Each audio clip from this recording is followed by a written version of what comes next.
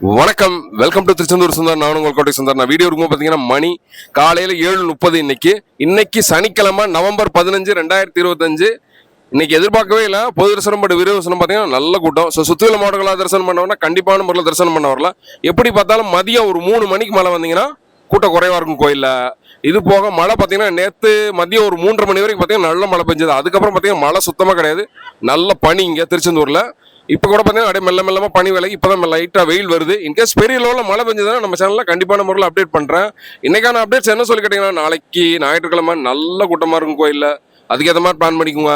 இது போக இப்போ நீங்கள் குகன் விடுதி, கந்தவேல் விடுதி ரிசப்ஷன்லாம் பார்த்தீங்கன்னா அந்த விடுதி கீழே ரிசப்ஷன் இருந்துச்சு முன்னாடி.